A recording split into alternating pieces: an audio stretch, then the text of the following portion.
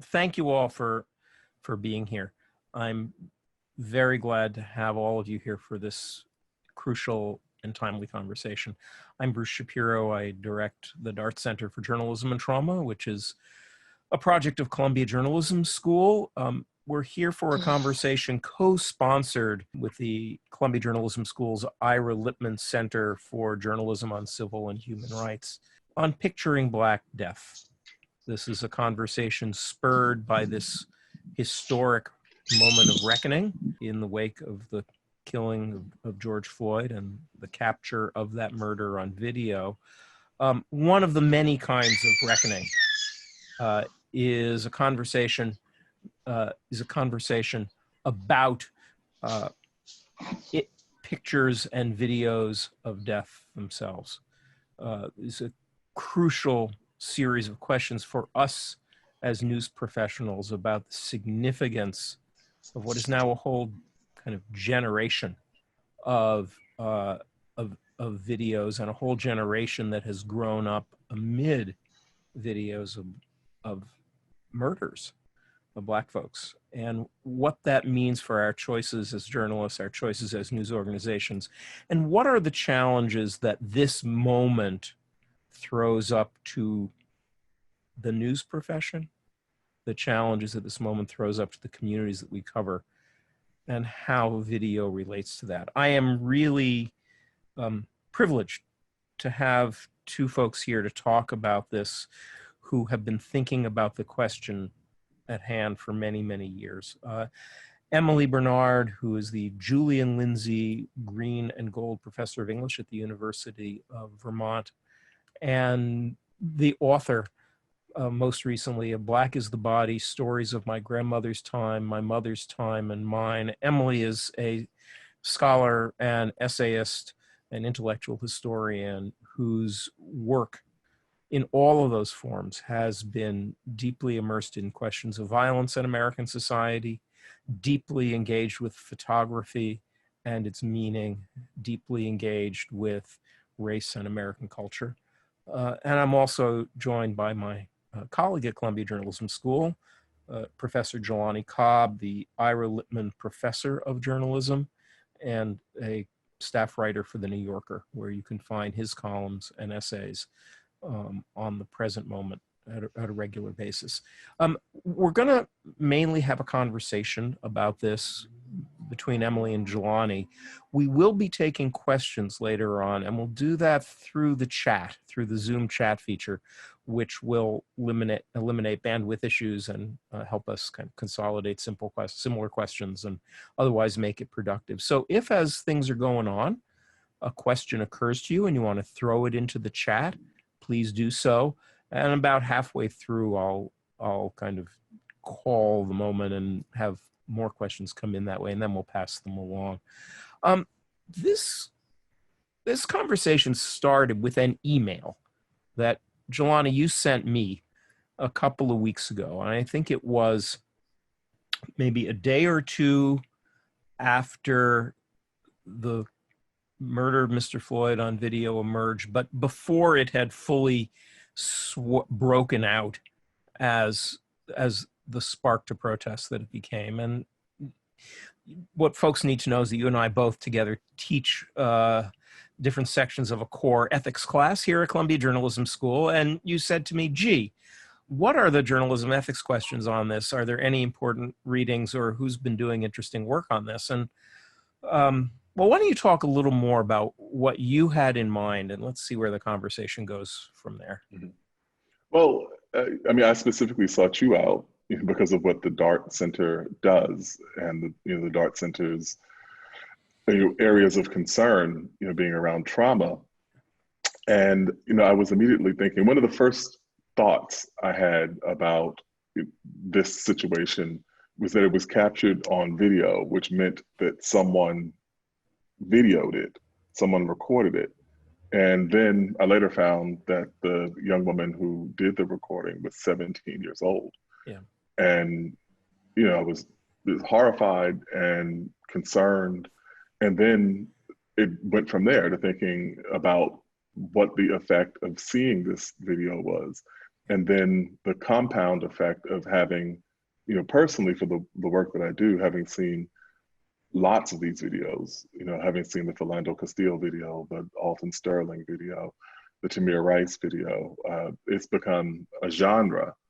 And I was curious about how other people had been thinking about the question. And there were, you know, some obvious, you know, people like, you know, Susan Sontag, who's people would go to on that question. But, you know, more broadly, you know, what the conversation was in the field about how these kind of images should be processed and how they should be handled. Yeah. Now, certainly one of the things I found as I kind of went back and looked at it was that there's actually a remarkable, very limited material, both in the journalism ethics literature and in the psychological trauma literature on how to think about these moments. There's some information, but there's not, given the power and presence of these videos in our culture for the last decade, there's been remarkably little work. Emily, you've been thinking about images of violence and images of African American life in various ways for a very long time. As this video emerged and as it began to kind of take on legs, what were you thinking about? Where's your head been about this? Well, you know, I mean, I think I'm going to start, Bruce, we might want to be clear on our relationship and how we came to meet it all. I think it's not immaterial here. Bruce and I are both survivors of a violent crime, which we both wrote about. We were both stabbed by a paranoid schizophrenic back in August 7th, 1994. And actually, as I've been thinking about this conversation, and thank you for inviting me, and I'm so thrilled to be here in conversation with Jelani. I think about that night and the look in the assailant's eyes has always stayed with me. And so I come to this conversation, obviously not as a journalist, but as a writer and as a teacher, someone who teaches African-American studies, and someone who has survived a violent, you know, intimate crime. So, but I was invited to be part of this conversation. I think it's as a result of an essay I published in the New Yorker where I talked about my struggles and trying to keep my children, keep the videos away from my children and my children away from the videos. And finally, my daughter, Isabella, watched the video of the murder of George Floyd. And, you know, it's something that she'll never be able to unsee, and something, of course, that's now become part of her. And that's, you know, a dilemma I have as a parent, and it's a different dilemma as a teacher who often teaches about, I teach African-American literature, and starting with slave narratives and scenes of Black people being forced to witness violence against other Black people and witnessing the deaths of other Black people as part of what it meant to live life as an enslaved person in the United States, what a central feature it was, the threat of impending violence and having to participate in some ways in that violence simply by watching. So I come to this conversation aware of this new world entering into the classroom in the fall, wondering what I'm going to bring to this moment and how I'm going to approach this question, which is an old question about representations of Black death and crimes against Black people. Jelani, when you and I spoke a little bit in our email exchange, you know, you talked about a certain weariness of this, and that in fact at first you didn't watch the video. You weren't gonna. What was that about? There was an expletive attached to it, you know. When I saw it, you know. So the first thing was that it came through on, you know, social media, and I saw the image of Mr. Floyd's face on the ground, and I could see Derek Chauvin's knee on his neck, and the car tire, and I, you know, just instinctively the reaction was like, "F this! I'm not watching this." And I think that was a defensive reaction because I have done this long enough to know that this was going to intrude upon my life in a very significant way in a short period of time. And that almost, it's like with Charleston. I found out about Charleston, the shooting at Emmanuel AME, in the middle of the night. I'd stayed up all night writing a story. And in the middle of the night, I happened to just check in on my Twitter feed, and I found out what was going on in Charleston. And then I just started writing something about the AME Church. And, what about the AME Church? What I knew about South Carolina, what we knew about the basic things about this. And then I got a call at about 7 o'clock in the morning saying, we want you on this story. And I was like, I already filed something, check your inbox. And so I knew that this was going to be coming my direction. And I felt like I needed to distance myself from it. And also I've been conflicted about these questions for a while now. And, for one, and, this is part of a conversation that I think is inextricably linked to this, is that for all the political utility of these videos and these images, for all of their motivational usefulness, in terms of getting people out in the street or clarifying exactly what's going on, I'm not at all certain that it's ethical or right to display these images in this way. For one, going back to Susan Sontag, she made a point that I thought was valid, in that she said, we tend not to see, for horrific crimes, we tend not to see white Americans displayed in the same way.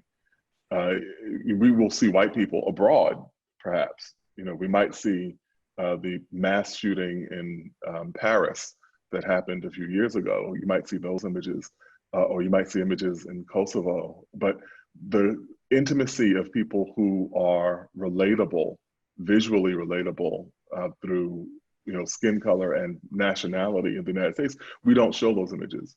Whereas we have seen tons of images of African Americans die in this way, and there is that disparity between it. And so I just don't. I'm looking at this going like, what are we supposed to do with this information? And yet there is that inescapable fact that this information, or at least the availability of it, does seem to have spurred a massive movement. Right. How do you, Emily, how are you thinking about that paradox? I mean, and especially because this was at first that very intimate family conversation about what this means to a 14-year-old. And how are you thinking about that? I'm thinking about it in terms of, sort of historically how fitting it is, I mean, and I'm sure we're going to talk about this. I know Jelani will talk about this, but the history of lynching photography and the role that has played, in other important moments of political resistance. The pictures tell a story that narratives can't tell, and as soon as we talked about this conversation, I thought a lot about the famous photograph from the Civil War of a man called Gordon. And for some reason, his was probably, Peter to the Slave and Whipped Peter was a photograph of this man and his back. He's looking over his shoulder. The photograph was taken by two amateur photographers. He had escaped slavery. He was being seen by medical professionals who were, the story his back told was, of course, the irrefutable truth of the brutality of the system. And that photograph was disseminated and, made popular by abolitionists. And it was essential to the development of the campaign against slavery. So it makes sense historically that the video of George Floyd's death would have this effect on the public. And we just have to hope that the roots are deep, that it's not simply, a momentary response, because so it's historically, the evidence is there that we've needed these photographs and these images to, spark this kind of action. but the question is, at what cost? And how are people looking? And should there be an ethics involved? Isn't there an ethical component to simply watching and consuming this kind of information? Right.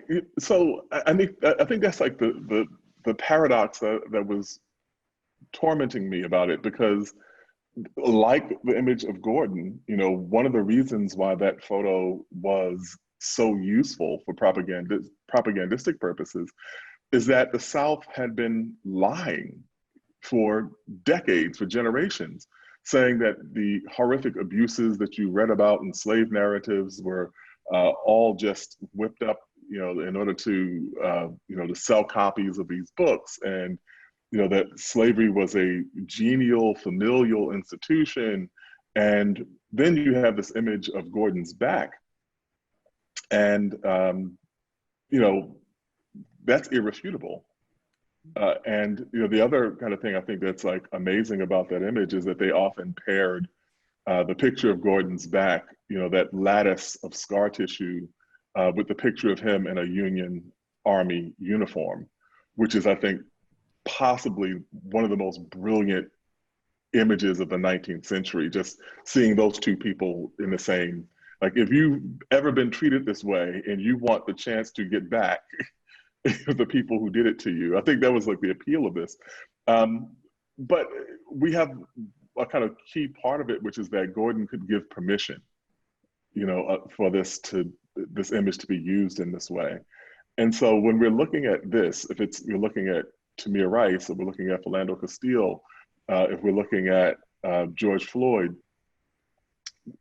what right do we have really to intrude upon someone's final moments, which is the most personal thing that happens to you, aside from birth? And so it's difficult because on the one hand, there was this awakening, just like with Gordon's back, the image, where people are going like, oh, wow, this really does happen. The things that people have been saying, the things that Black people have been saying for all this time really do occur. And in order to prove that they occur, we have to further dehumanize the person who it happened to. And so George Floyd, what troubles me is the idea of George Floyd existing as a human being who was devalued in particular ways and therefore susceptible to the actions that Derek Chauvin took. And then because of the nature of him being devalued, he's then useful to be displayed in a way that's also devaluing. I hear you. And then there's also that uncomfortable fact that, you mentioned this in the conversation we had a few days ago, and it sent me down a little rabbit hole, but the fact that lynching, the photography was essential to the act of lynching. That was another way to violate the person. The lynchings would be held up so that until the photographer came. Right. So that is an inextricable part of what we're watching. There's also John Berger, who I went to see what he in ways of seeing, and yeah. It's always that the encounter between subject and object, or from watcher and the thing. It's always, there's a relationship there. Where it's never neutral. The relationship between what we see and what we know is never settled. John Berger says that there's so much happening that has produced this moment that we cannot see. And in the lynching photography, I was going back through and, forcing my way to go through Without Sanctuary, the catalog from the exhibition, lynching photographs. And you're right. So the humanization, so they've got the subject, the body, burned beyond recognition as a human being. And then all of these white human beings who are standing, looking and pointing and laughing and smiling. And to engage with that photograph, it's one reason why it's traumatizing, not only what it's depicting, but what is demanded of us. Right. To make that connection with these white human beings in the photographs, who would, you're next, is what you're looking at. This is the intention. Their look is it's pathological.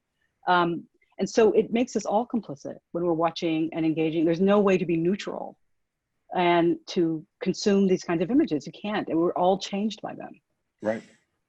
And we mentioned Just really quickly, Bruce, we mentioned when we talked the other day about Amy Louise Wood's book, Lynching and Spectacle, which is just so brilliant because she, like what profound books often do, like it revealed something that was right in front of your face that you'd never realized. And she said that lynching photography belongs to a genre of photography that we are all intimately familiar with.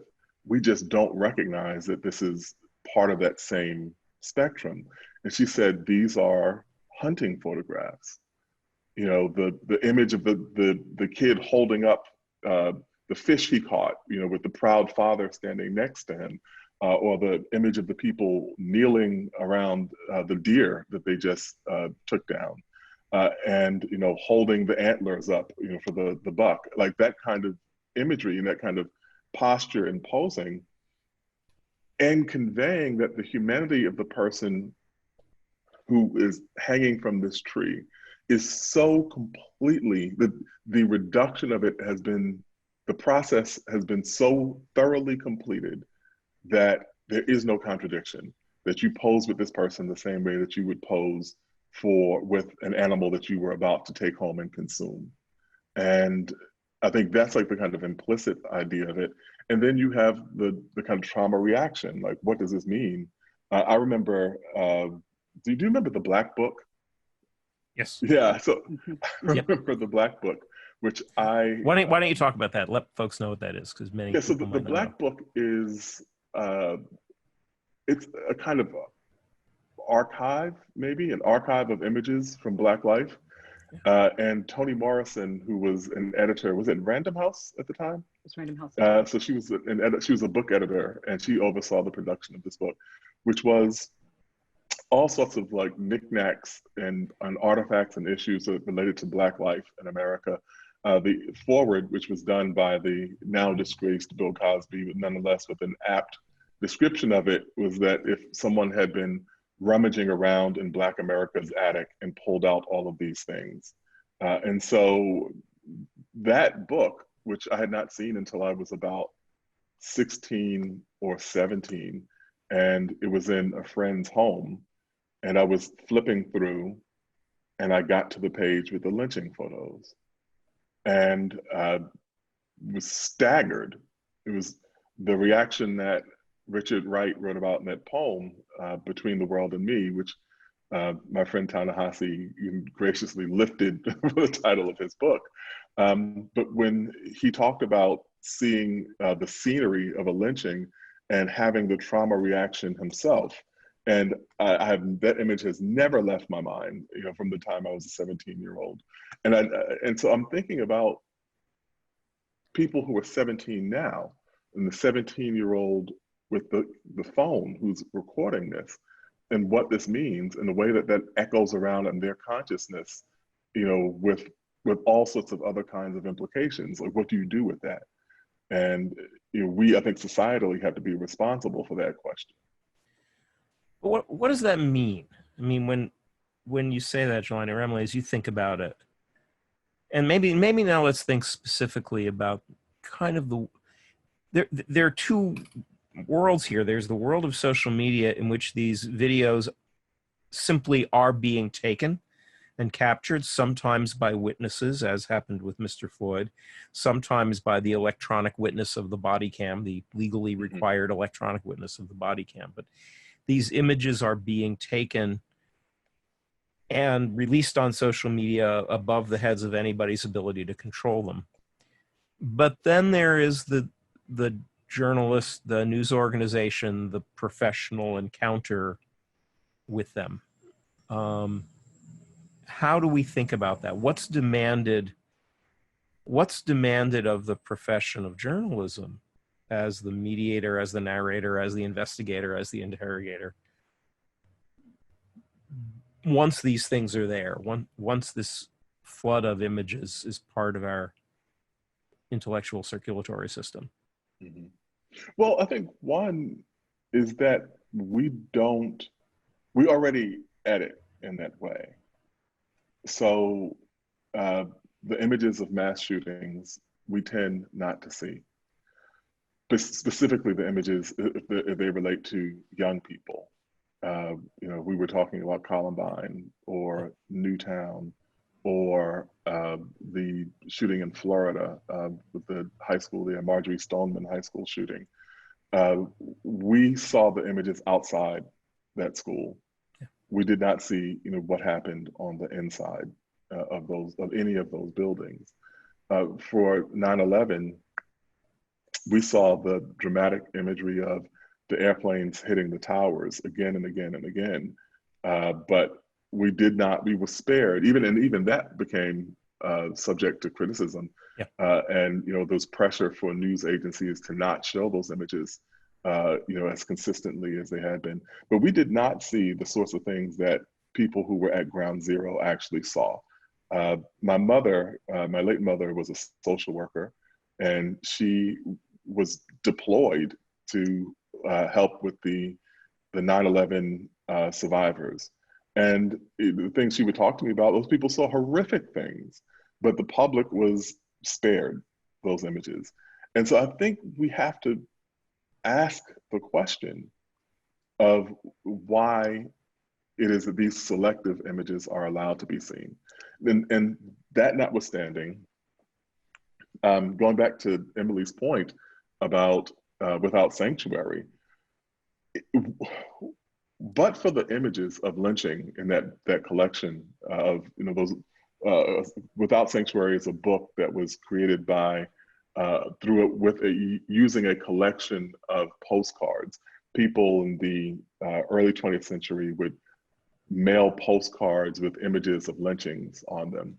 And a collection the editor became aware of a collection of these photos and then used them as a book for very different purposes, to point out the depravity of the lynching ritual in the United States. But these, obviously, they had been sent in a kind of lighthearted way, or as kind of mementos of what had been done, because there was no real sense of offense or violation that was involved with them. And so, but for those images, the American public would say that lynching had never happened. We've seen these kind of things before. And so there is the kind of responsibility to inform the public, but I think that it should be done in particular ways, that an image is shown within a narrow window of time, with no more graphic detail than is necessary. I think social media companies have their various kinds of positions and standards, which are always, that's a whole other kind of conversation about how selectively they're enforced. But I think that those should be some of the beginnings of the guidelines around how we process these images. Emily, what are you thinking about that? Well, I think about how important that evidence is, just as Jelani was saying. And I feel so ambivalent. I mean, as a professor in the classroom, I use images from Without Sanctuary. It's imperative, and I want my students. I teach at the University of Vermont. I have a lot of students coming in who are white, who have very little background, very little experience with reading African American anything. So I need them not to be able to kind of practice a distance from what they're seeing and reading. I want them to understand the immediacy of the danger. So that when we read a slave narrative, I think the worst thing that can happen is for a student to say, well, that happened so long ago, it doesn't, that's sort of this empty document. And when I teach the autobiography of an ex-colored man, written in 1912, there's a scene of a lynching that is pivotal in the book. I'll bring in these images, and it's important for me to make it clear to my students that the people who were there to witness this, the people who were there to enjoy this spectacle, are people they would have known in their lives. We all want to distance ourselves from the people who can practice this kind of barbarism. But of course, the most difficult thing to contend with is that these are also human beings. And for me, just to quickly, with the George Floyd, the still that I have seen, it's impossible to avoid, if you watch any kind of television news of the police officer, his gaze, as he so, easily confronts the young woman who confronts the camera, is the most terrifying thing, to be in that kind of proximity.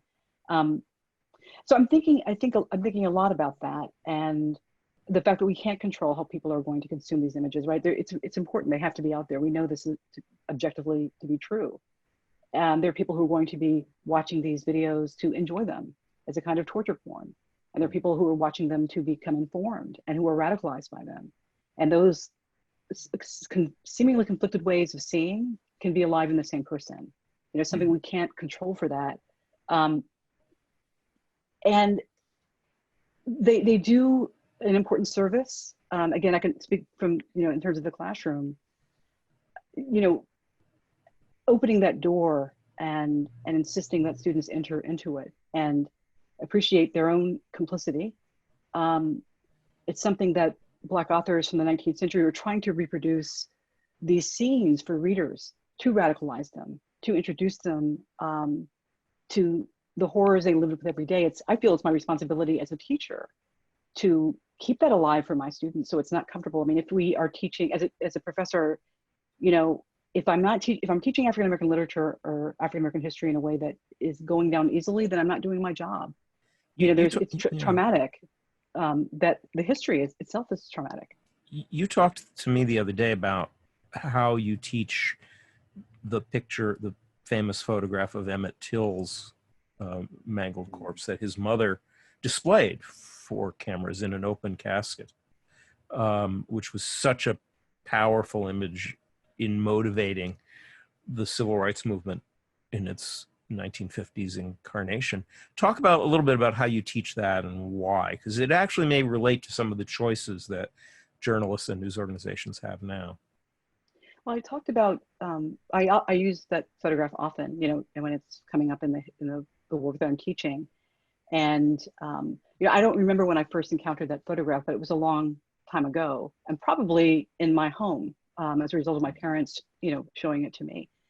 And as a result of our conversation, I'll just skip ahead and say that, you know, I realized I'm going to need to be the one to introduce that photograph to my children.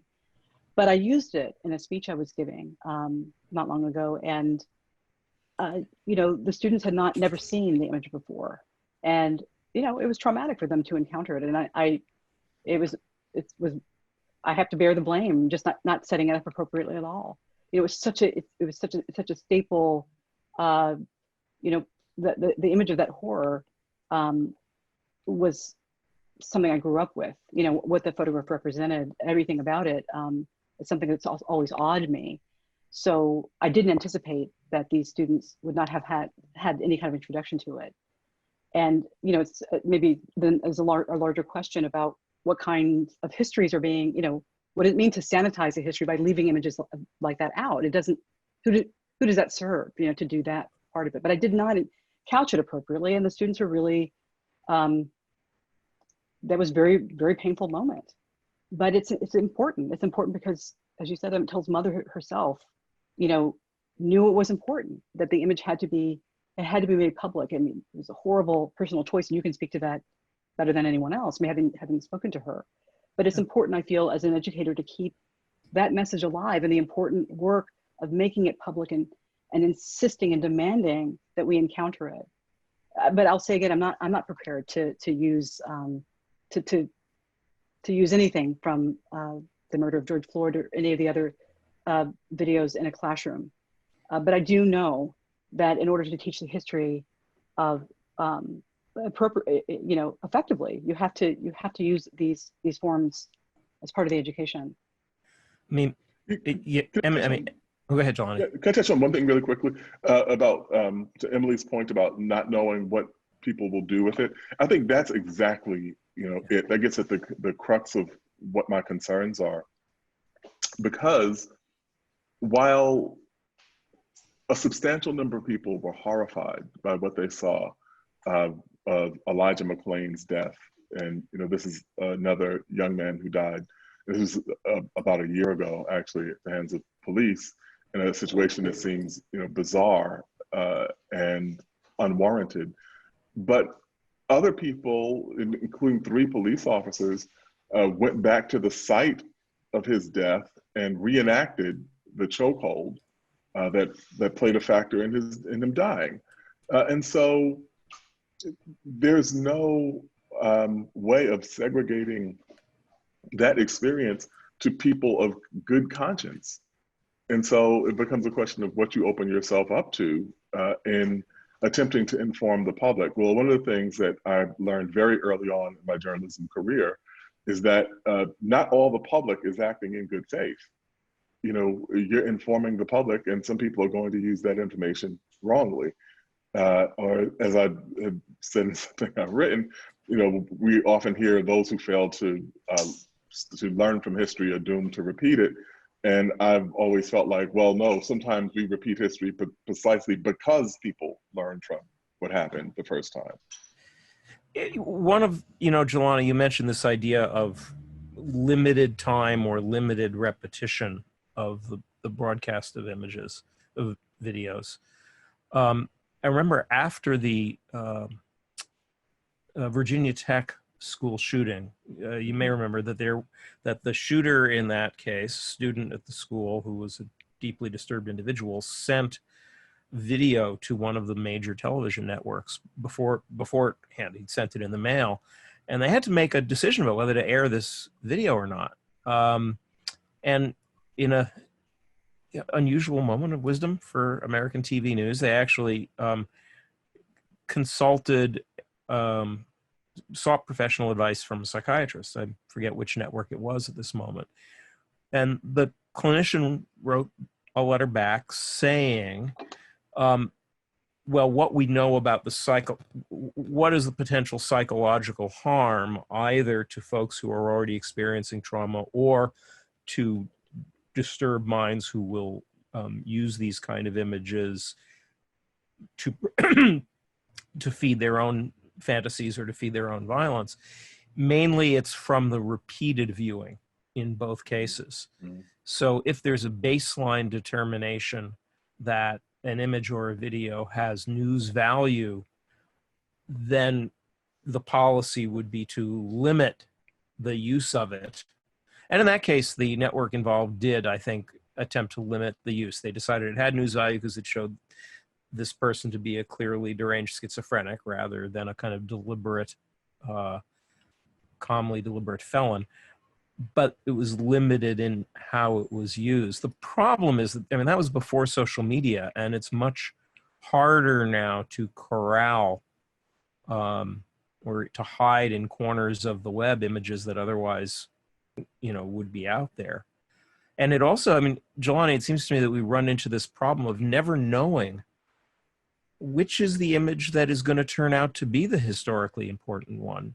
And this isn't only something that we see in issues of race. You see it, for example, in war photographs. You can have an entire generation of war photography, thousands of pictures of the Vietnam War that have very limited impact, and suddenly one photograph of Kim Phuc running down the street, her body covered with napalm, is, for some combination of reasons, the power of the photo itself, everything that's come before what's happening at the time it's published, becomes emblematic.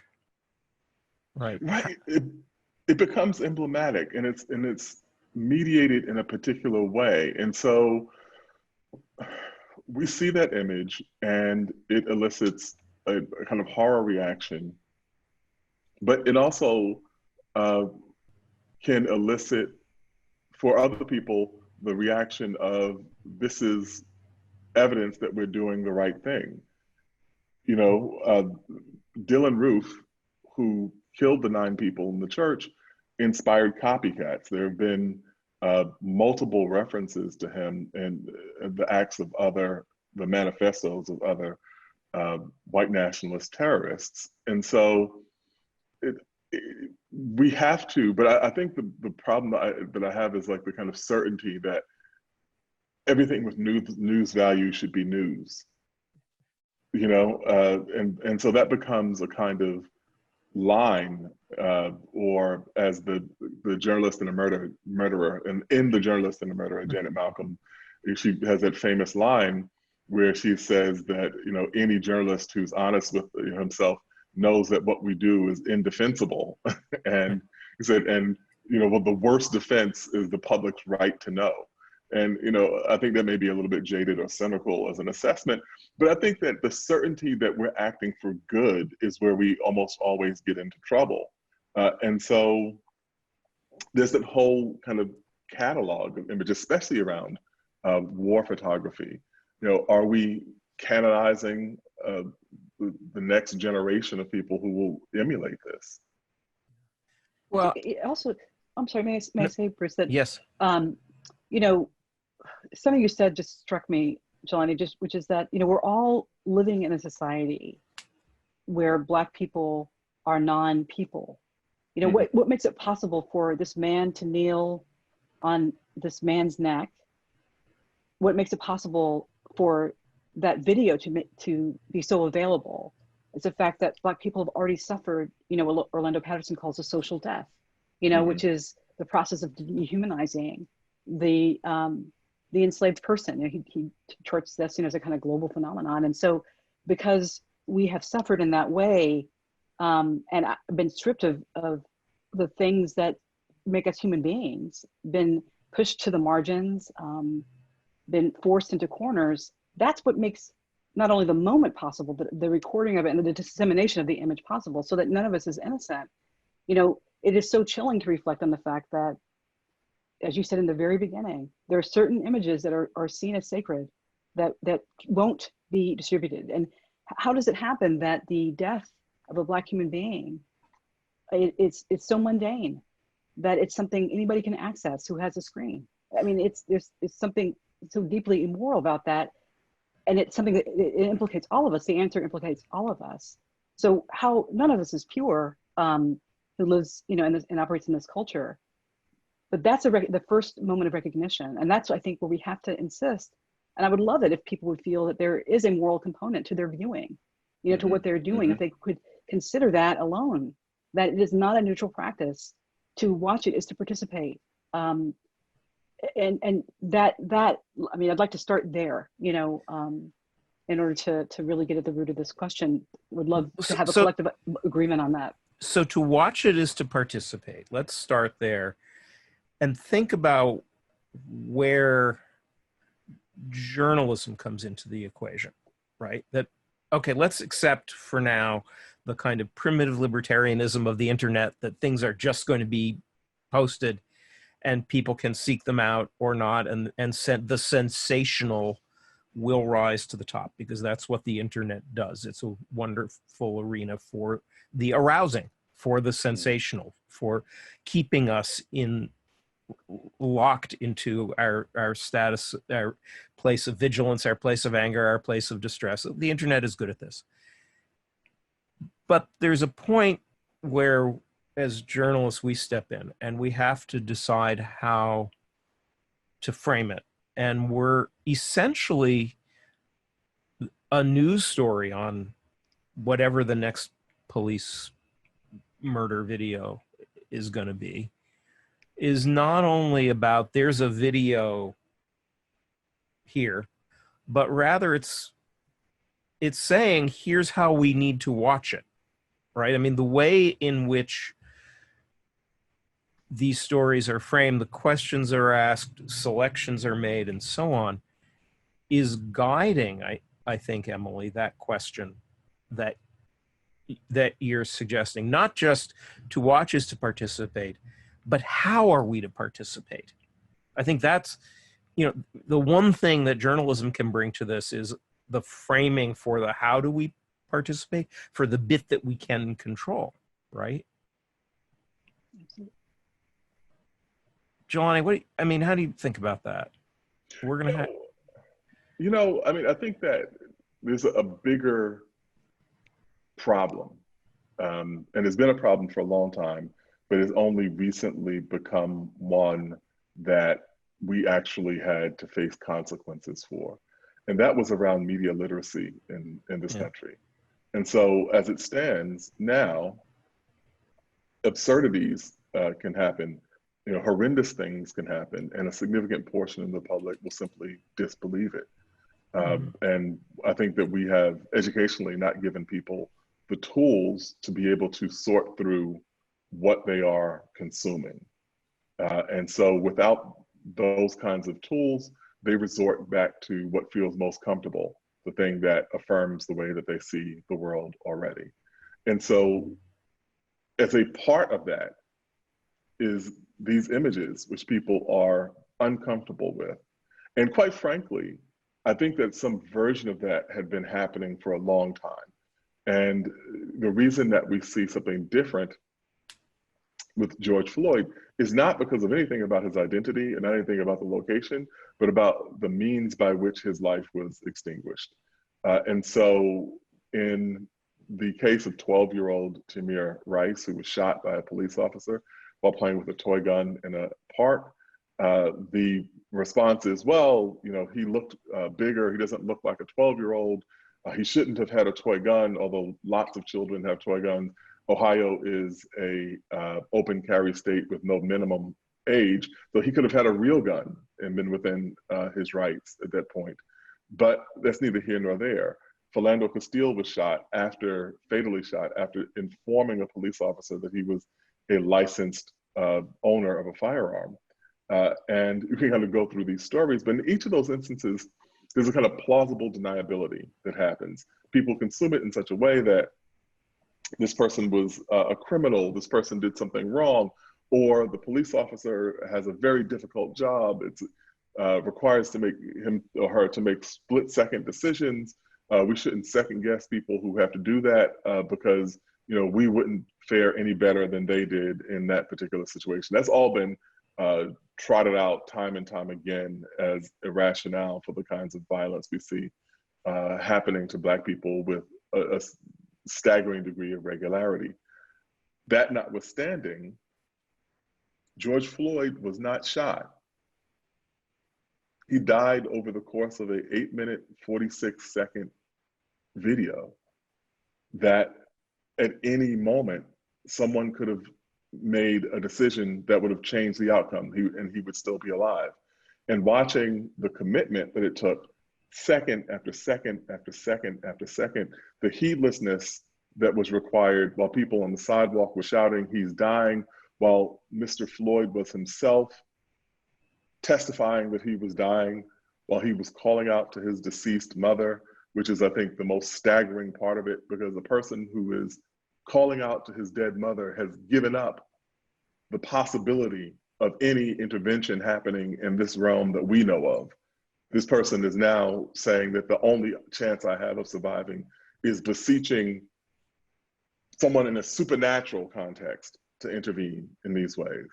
And even that was insufficient to change Derek Chauvin's heart. And I think that because that video left no room for plausible counter narratives about how he died and the reasoning behind his death, we were forced to sit with it in this way and say, this is the nature of what's happening. But the next person will not die in a way that's so incontrovertible, and we'll be right back to where we were. One of the things that gets complicated in here is the definition of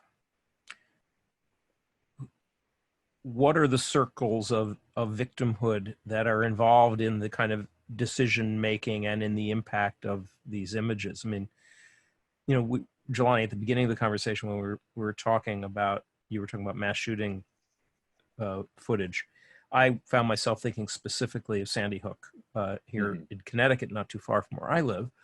And in that case, first of all, journalists have been pressing, I mean, actually filing lawsuits to try to get the release of crime scene video and images, which the legislature in turn has passed a law to keep it under wraps.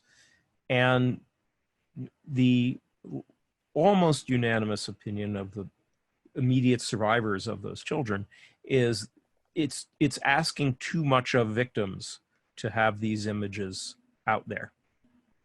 And you know, that would have been what families of 9/11 victims said in protesting news organizations rebroadcasting of the footage of the plane going into the towers. It was, you're showing our family's murder scene, you're showing my father's murder scene, our sister's murder scene. you've got that on the one hand, the kind of immediate, the question of the rights and responsibilities to the immediate circle of victims of Mr. Floyd, Mr. Floyd's killing in this case, his survivors, his family. But it's complicated by the pattern of trauma this represents in society, that there's an entire African-American community for whom trauma is awakened every time one of these incidents happens and every time another video appears. Does that Sure. add? Yeah. The other thing I think about that is like the trauma reaction that lots of African Americans have, because we've had our own experiences with law enforcement. Yeah. And so the recognition that this is something that could very well have happened to me, could very well have happened to my cousin or my sister or whoever the person is. And then it's had an interesting postscript, because I think, and we talked about this briefly, it became a kind of frustrating experience to talk with white people who were shocked by this. And, you know, we had kind of running jokes among me and other African Americans when we talk and be like, you know, what have you been up to? Oh, I've just been dodging the white people who are checking to see if I'm okay. And the reason being is that we have known that the world operated like this. Yeah. And it's novel to you. And I understand that, but it then becomes almost re-traumatizing to have to be the tour guide for you to understand how to process this. Because we've had to go through life with the knowledge that police could behave in this particular way. I mean, and that, yeah. And what were you going to say, Emily? Go ahead. Well, I wrote actually about this experience of just, there's watching the horror in the eyes of people that, you know, you assumed you were living in the same world, and suddenly you realize you weren't, as, you know, as well as you know them, that they were living in a world when that was impossible, you know, that what they watched on the screen. Whereas I've been living a life where that has been a factor of life for generations. You know, we carry not only our own experiences, but experiences of our ancestors. You know, you come over them in your mind. You know, all the details, the stories that you've inherited about your vulnerabilities as a Black human being to the capricious violence of white people, and how the smallest choice on your part can lead to your death. I mean, this is just the story of what it means to be Black in this country. It troubles me also, relationships now with white friends who watched it somewhat nonchalantly. And maybe that's unkind, that's unfair, but that's how I experienced the news of their having watched it. It's something that was just part of a normal day for them. And my retort in one case was to ask the woman who was a white woman friend, would you watch a woman being raped? Would you think that was okay? And her response was absolutely not. And I said, well, that is a problem, because for you, that experience is something that should not be witnessed by anyone. So you don't understand that what you witnessed was a violation against this person. That's what you watched. Not just a bit of news, not just a piece of neutral information, but this is a violation against him. That until I introduced her to that, that I presented her with that question and that analogy, she had not seen it in that same way, and that for me was chilling to understand. So there are two extremes, I think, that we're dealing with. I mean, you have to build such a psychological wall for yourself as a Black person just to live with these things, just to live with this information. How are you going to live with it? Wake up in the morning and insist on getting through the day and being productive when you know that this is in fact, this is the soundtrack, And there's something I think also in that video, which I have not seen but read about a lot, as you were talking, Jelani, and describing it, the helpless chorus of people saying, he's dying. I can't imagine there's anybody who watched that video, so, you know, if you, in good conscience, and did not imagine themselves to be someone who might be able to intervene. You know, I think that happens a lot for white people who've been able to try to explain away these police violence against Black people, thinking, well, they would have done something differently. And so now they had to inhabit those helpless voices saying, who couldn't stop it. They finally understood what, you know, this kind of state-sanctioned violence really looked like. Right. So that oral experience was important too, you know, in terms of the video and in terms of galvanizing reaction. But having to live with it again, those, for me, yes, you know, remembering those stories I was brought up with, those stories meant to help you live, about, you know, the limits of, you know, how you.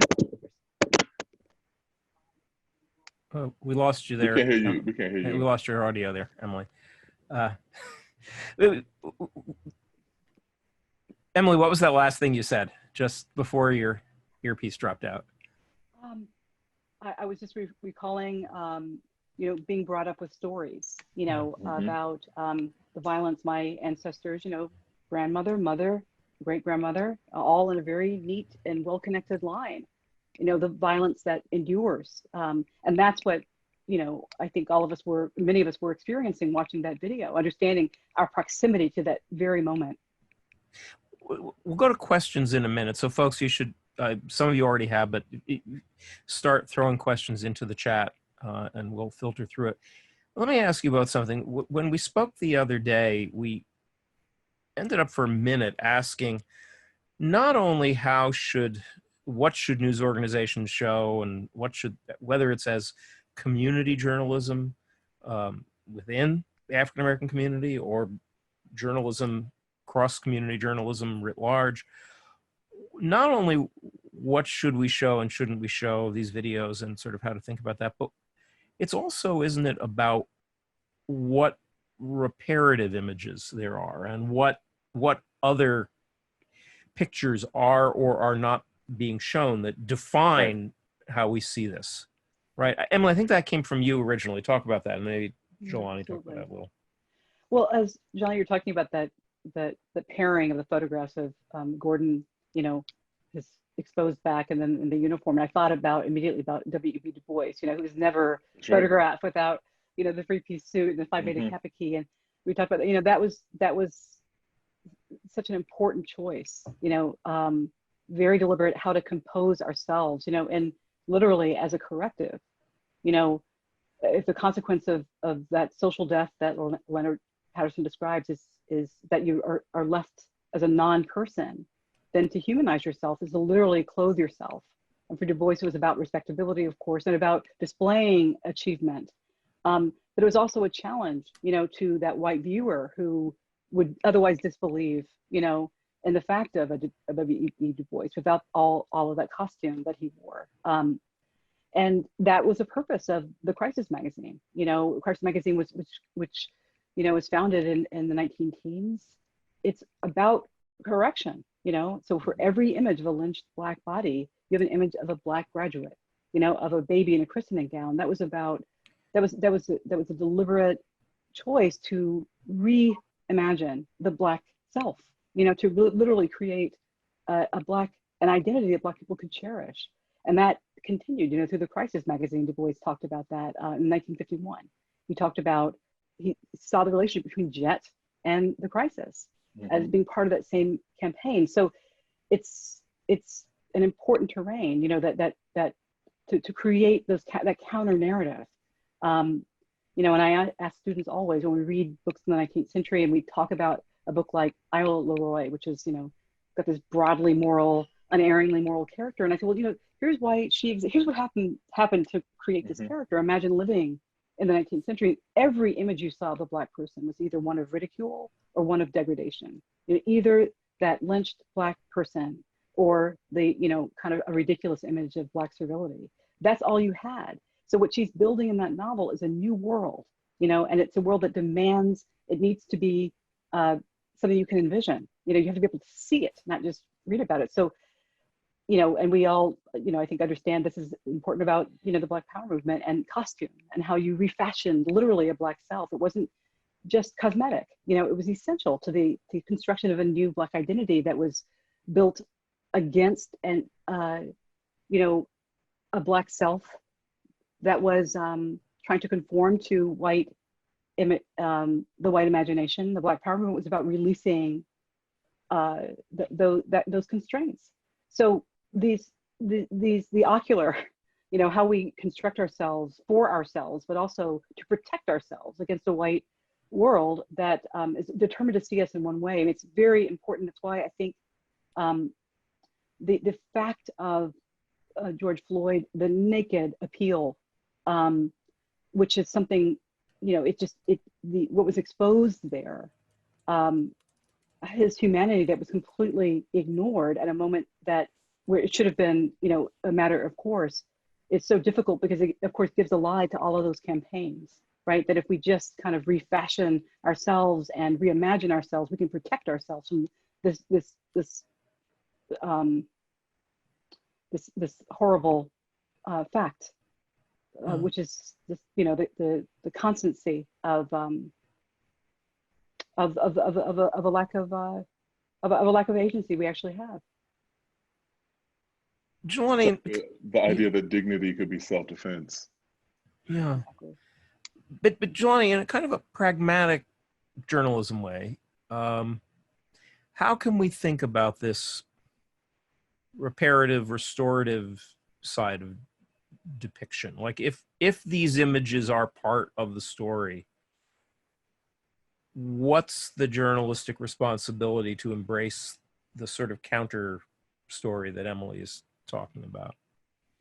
So I think that, you know, you did see some of this. You know, you saw images of him with his daughter, which you saw fairly frequently, and I thought that was actually good. And then in some ways it kind of became like a little bit troubling as well, because it almost became the point of saying like, oh, we have to like show how great this person is, yeah, so we understand what was lost. And so it's like, if I can have a brief detour, it's like you're in a casino, you're gambling, and white supremacy is the house, which means the house always wins. And even when you win, even when the house loses, it's a strategic loss that leads them to a bigger win. And you sometimes feel like that because you have the image of the degradation, or the image of this person being held up as, look, he loved his daughter, you know, he shouldn't have been lynched. But the fact of the matter is that he could have been a mediocre person. He could have been a less than mediocre person. He would not have deserved to have been lynched, you know, and he would not have deserved the death that was imposed upon him. And so it becomes a kind of catch-22 in some ways. I think that it's important for people who are writing stories or who are broadcasting stories about this, that you talk about who this person was outside of the way that they died. Yeah, I mean, right. You, as I remember, Jelani, your first New Yorker piece after Mr. Floyd's death ended, I think the last line was something like, the one thing we're not getting is the person in this. Yeah. Yeah, so we knew nothing of him 2 days ago. Yeah. And we now know very little additional except the way that he died, or something to that effect. And I mean, that's a terrible kind of thing. Like, what if we did anything from a person, we know nothing about this person, but an argument they had in a parking lot one time, you know, or I mean, any things we do where we slice someone's life into a split second, and then think that we can define that person, much less something as permanent and horrific as, you know, this moment that we see. We see them in the maximal stress. Yeah. And then we kind of just go on. Now we have George Floyd as a household name, virtually, again, in a way that he could never consent to. Yeah. Let me ask, we're going to do a few questions from the chat. Actually, I'm going to start with a question from John Trotter, who's a photographer.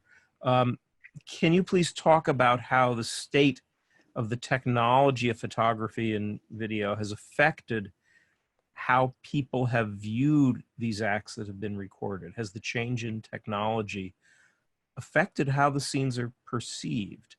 Um, you know, George Floyd's murder was recorded first and foremost by a 17-year-old girl. The accessibility of this technology makes the recording possible by anyone and the distribution possible by anyone. How do we think of that? And maybe to both of you, not only as scholars and thinkers in the field, but also as parents.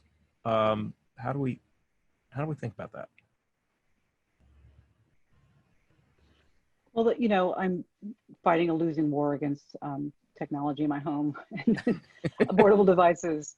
So I think now for me, it's a matter of just, you know, the accompanying conversation with my kids about it. You know, they are curious. They want to know about the world and what's happening. And they are young Black women who see themselves as very identified with the struggles that are going on outside of this house, outside of this neighborhood, outside of Vermont. You know, they feel very much embedded in a bigger story. I'm very proud of that. So, you know, this comes to I think a dilemma many parents have, you know, at what point do you let them engage in the world and take the risks they need to take? At what point do you have to stop, you know, at what point is protecting them, you know, actually crippling them? So my daughters are aware, you know, and they're in a home with two adults who are talking about these ideas and issues all the time. So it's a matter of just making sure that I have enough, my commentary is up for, is always available for them. Yeah. What do you think about this? I mean, Jelani, the other thing that strikes me, maybe to, in addition to what Emily just said, is that there's, in activism now, video witnessing as an act of documentation as a form of activism, both deliberate and strategic and kind of instinctual, as the young woman in this case seemed to have leapt into the void and just had a strong will to document it. That dynamic has changed a little because of technology, right? Mm-hmm. Mm-hmm. Certainly. So, I mean, I think that there's, you know, some salutary effects of this, which is that police are now more self-conscious in terms of their behavior, in terms of their interactions with the public. But I also think that, you know, we've used the term, we said this technology has been democratized, so it has democratized this. And I don't think that it has democratized it, you know, so much. I think it has popularized it. Mm-hmm.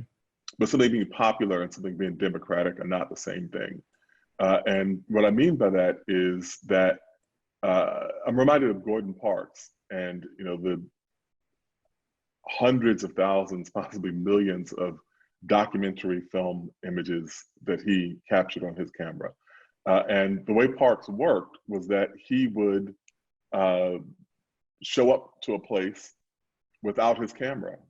If he was photographing a family, he might come visit the family for 2 weeks without a camera, just interact, get a sense of who these people are. And then after he felt like he knew who he was interacting with, he'd bring his camera. So he would have some sense of veracity. Mm-hmm. We have the upside of the old kind of gatekeeper system that we had before technology exploded in this particular way, was that you did have people who had to think about the ethical considerations of what they were doing. Not always. They didn't, and obviously there's lots of examples to attest that they got this wrong, but it was a discrete group of people who you could have a conversation with about the ethical conundrums of doing, you know, these kinds of images in this particular kind of way. Now, we can't have that. You know, it's everywhere. Everyone is capable of producing these things. Everyone is literally a broadcaster, you know, now, based on a device that they carry around in their pocket. And so that has not yielded a more democratic outcome. It's yielded a much more popular one. Yeah. Yeah, and it's interesting that, you know, there was some, sorry, police siren going outside my window. There was some interesting reporting over the weekend, I think it was on NPR, pointing out that a couple of years ago, the move from activists was to embrace, and it still is, body cam, the requirement of body cam on police officers, and the requirement to use body cams when making arrests. Thus far, it appears that the promise of accountability that this new kind of documentation seemed to offer hasn't really panned out. That either because police departments fight the Is that a release terrible of pun? Is that a yes, terrible pun? It hasn't panned out. It is true. It has not panned out. Sorry, but that thus far, for all of the availability of images, either police departments have refused to release them, or they simply are another pile of sensational images in an online environment filled with sensational images. Do you think there's a danger of the same thing with citizen documentation? Are we at risk of a similar rush to embrace technology that may or may not work? Well, I mean, the first example of this didn't work. The first example we have of this is Rodney King. And, despite the images that we saw there, those officers were acquitted. The officer who killed Eric Garner primarily never served a day in jail. He was acquitted of those charges. The officer in Tamir Rice, in this case, was captured on video. He was not charged. And so I don't think that the videos necessarily are more effective in that way. I think in the selective circumstances, they can be. And they can also be numbing, in a particular way. That's something else I do worry about, that we'll just have this genre of dead Black people without even being able to justify it as a tool that may further the social justice movements around these causes, these issues themselves. Emily, what are you thinking? My concern as well, absolutely. At what cost, and maybe we'll only be able to know this, in time, but at what cost the availability of all of these images, what we don't know. We're experiencing this right now. We don't know what the effect will be. But there is a cost. I mean, there is a cost to many of us who are, forced to engage with the videos and with these murders and the kind of sensation of it. It is recalling trauma. Sound enters the body, and it becomes part of us, and we hold these memories in our bodies and ourselves, and we will carry them with us. So is it worth it? I mean, we needed this video, and it was a courageous act for this young woman, this girl, to take this video, to stand there in direct confrontation with that man for all of those minutes. To courage, I don't know that I would have had, to stand there and face him down like that and take that video. I can't imagine what it cost her to have to do it, and I'm grateful, and we're indebted to her. But there will be a cost. And there's a cost when it's made available over and over again and becomes just a kind of part of the background of our lives. There should be a cost to that. One of the things that I think about in kind of journalism ethics terms is there's a lot that we do in reporting on vulnerable people that has the potential to hurt them. You never know whether a story is going to really make people's lives better or expose them to risk or stress or make life worse. You never really know if an investigative story is going to have the impact and provide the justice that the victims you're reporting on seek, and so on.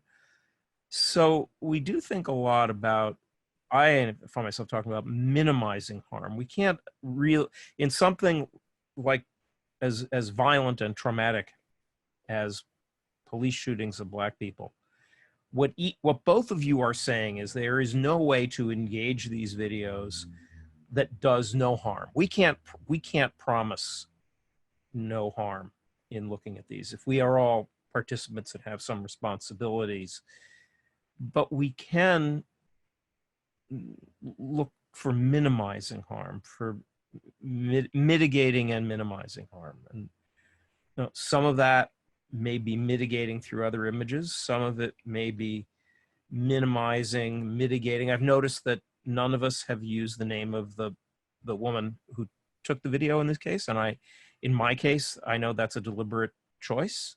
Likewise. Yeah, 17 years old. And, even though it's a name you can find on the news or find and I think if we have a consistent ethic around minors, we should apply it in this case. But what does mitigating harm mean in the presence of what are going to be more, and I'm sure more and more, because you not only get copycat violent behavior and copycat shootings, you also get inspired acts of engagement, of video activism are going to grow out of this too. And then there's the journalism piece of it. So what does it mean to mitigate harm?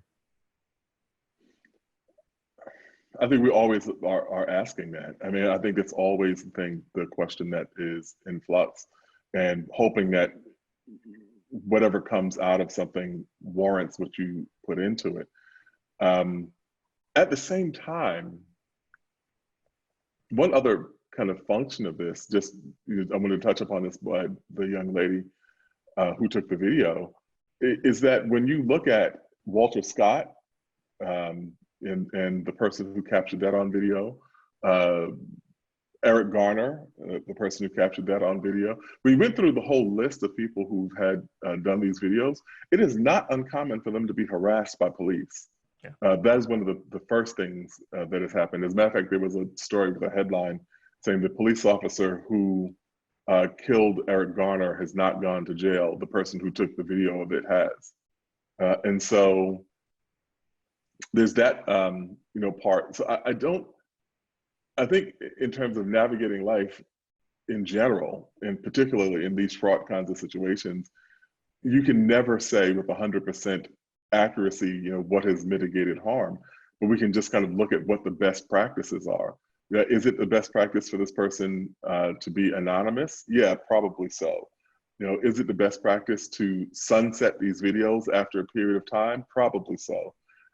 Is it the best practice to have, for the family members and surviving community, to have some sort of input in how these images are disseminated or utilized? I think that is probably reasonable. But all we do is kind of hope for the best out of it. Let me ask a question that several folks have put into the chat, and this is a version in particular that comes from Oe Malameze, that if the Floyd video had never been seen by the public or was not so available, can we imagine a kind of reporting that would leave the event to the imagination and yet elicit the same kind of impact that the video has had? Is there an alternative pathway to compel attention?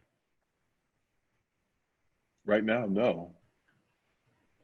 I don't know how Emily feels about that, but to the other point, that police report that was filed around his death was a complete lie. And the video was what highlighted the fact that they were lying.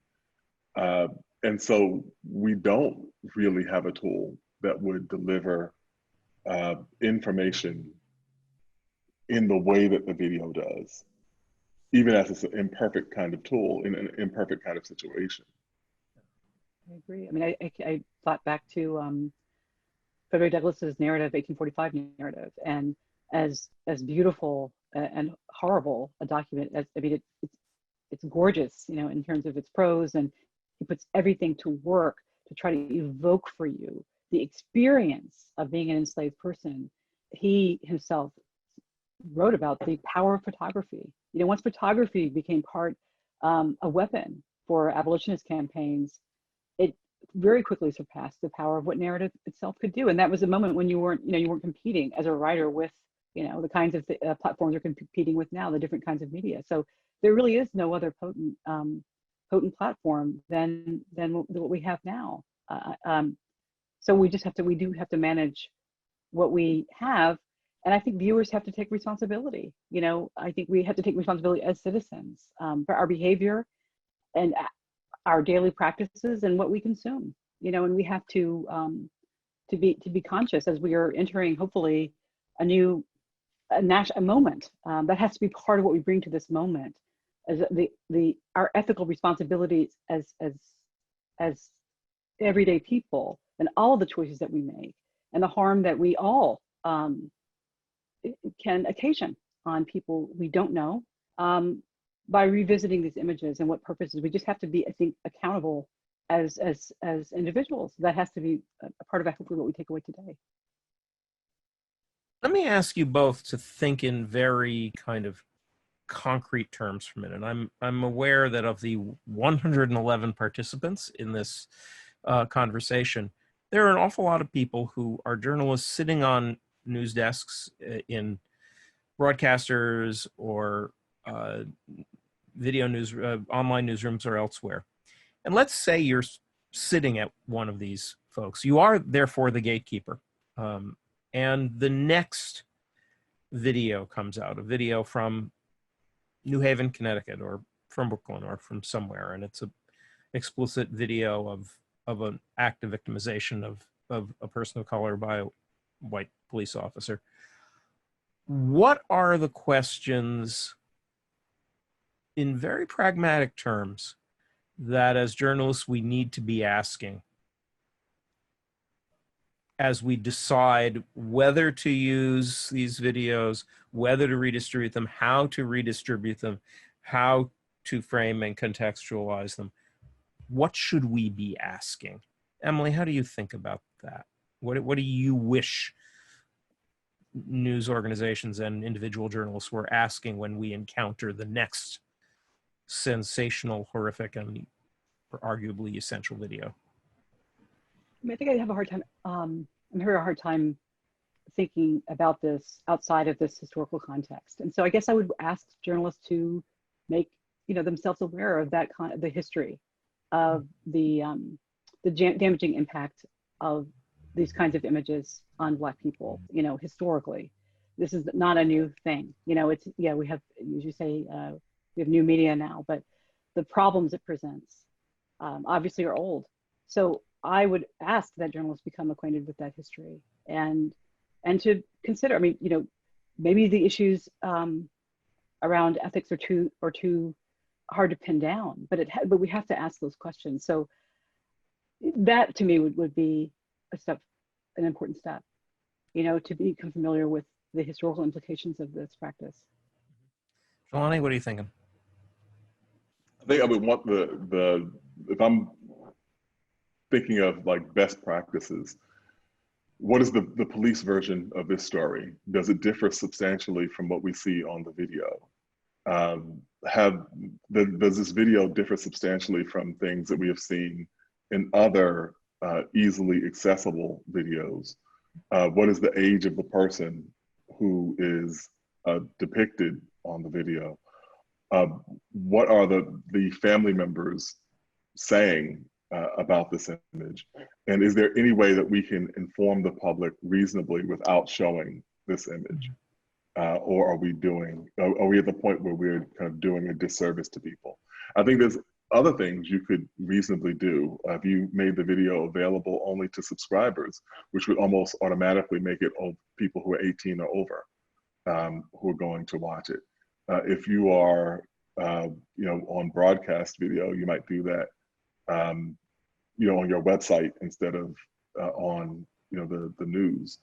And so I think that there are admittedly imperfect, ways of approaching it, but we should at least be asking those questions. And if it's a case where there's unanimity, where police are saying that this was indefensible, community members are saying this is indefensible, the person has already been suspended pending investigation, then I would say maybe you don't show that video. That, I think, is a really good, challenging moment to wind it down on. Emily or Jelani, any final thoughts before we land the plane? I just want to say I just really enjoyed this conversation, and it's given me a lot to think about. I had a lot of feelings about that I hadn't been able to really put words to. So I have appreciated this hour and a half to think more deeply about the issues. Jelani, any thoughts? In advance of our conversation, I picked up Emily's book, Black is the Body, and I would recommend it to everybody who's here. So that's You have just stolen the last ad I was going to give. okay.